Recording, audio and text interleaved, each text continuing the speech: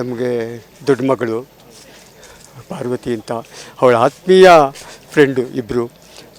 ಇದ್ದಕ್ಕಿದ್ದಾಗೆ ಮಂಗಳೂರಲ್ಲಿ ಕಾರ್ಯಕ್ರಮ ಇದೆ ಅಂತ ಹೋಗ್ತೀನಿ ಅಂತ ಹೇಳಿದ್ರು.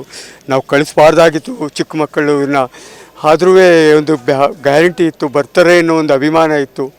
ಅದರಿಂದ ಹೋಗಲಿ ಅಂತ ನಾನೇ ಬಸ್ ಹತ್ತಿಸಿ ಬಿಟ್ಟು ಬಂದೆ. ಆದರೆ ಅಲ್ಲಿ ಅವತ್ತೊಂದು ದಿವಸ ಶನಿವಾರ ದಿವಸ ಚೆನ್ನಾಗೇ ಇದ್ದರು. ಬೀಚಿಗೆ ಹೋಗಿದ್ರು, ಸ್ನಾನ ಮಾಡಿದ್ರು, ಎಲ್ಲ ಊಟ ತಿಂಡಿ ಎಲ್ಲ ಮಾಡಿದ್ರು. ಇನ್ನೇನು ಭಾನುವಾರ ಕಾರ್ಯಕ್ರಮ ಇತ್ತು ಅಂತ ಹೋಗಬೇಕು ಅಂತ ಇಟ್ಕೊಂಡಿದ್ರು. ಅಲ್ಲಿ ರೆಸಾರ್ಟ್ಸಿಗೆ ಹೋಗಿದ್ದಾರೆ. ರೆಸಾರ್ಟ್ಸಲ್ಲಿ ಸರಿಯಾಗಿ ಇವ್ರನ್ನ ಉಪಚಾರ ಮಾಡಿಕೊಡ್ಲಿಲ್ಲ.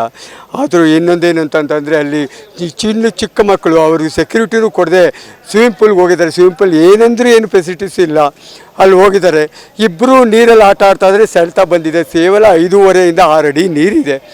ಅದನ್ನು ಸೆಳ್ತಾ ಬರ್ತೈತೆ. ಕಡೆಗೆ ಇಬ್ಬರು ನೀರಲ್ಲಿ ಮುಳುಗ್ತಾ ಇದ್ದಾರೆ. ನನ್ನ ಮಗಳು ಹೋಗಿ ಅವ್ರನ್ನ ಬಚಾವ್ ಮಾಡಬೇಕು ಅಂತ ಕೈ ಹಿಡ್ಕೊಂಡು ಎಳೆಯೋಕ್ಕೆ ಅಂತ ಹೋಗಿದ್ದಾಳೆ. ಆ ಹಿಂದುಗಡೆ ಇದ್ದು ಹುಡುಗಿ ಏನು ಮಾಡಿದ್ದಾಳೆ, ನನ್ನನ್ನು ಎಳಿಬೋದು ಅಂತ ಇವಳನ್ನೂ ಎಳೆದ್ಬಿಟ್ಟಿದ್ದಾಳೆ. 3 ಜನನು ನೀರಿನಲ್ಲಿ ಹೋಗ್ಬಿಟ್ಟು ಅನಾಹುತ ಮಾಡ್ಕೊಂಬಿಟ್ಟು ನಮ್ಮನ್ನು ಇರೋ ತನಕ ಕಣ್ಣಲ್ಲಿ ನೀರು ಬರೋ ಥರ ಮಾಡಿಬಿಟ್ರು. ದಯವಿಟ್ಟು ಹೇಳ್ತೀನಿ ಪ್ರೇಕ್ಷಕರೇ, ಯಾವುದೇ ಕಾರಣಕ್ಕೂ ಹೆಣ್ಮಕ್ಳನ್ನ ಹೊರಗಡೆ ಬಿಡಬೇಡಿ, ಕಳಿಸ್ಬೇಡಿ.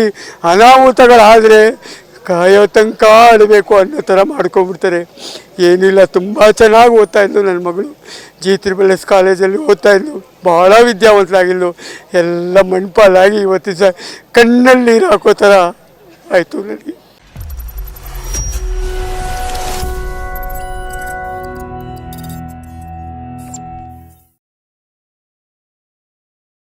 ನೀವು ಗಿರವಿ ಇಟ್ಟು ಬಿಡಿಸ್ಕೊಳಕ್ಕಾಗ್ದಿರೋ ಆಭರಣನ SDJ ಗೋಲ್ಡ್ ಕಂಪನಿಯವರು ಬಿಡಿಸಿ ಮಾರುಕಟ್ಟೆಗಿಂತ ಅಧಿಕ ಬೆಲೆಗೆ ತಗೋತಿದ್ದಾರೆ.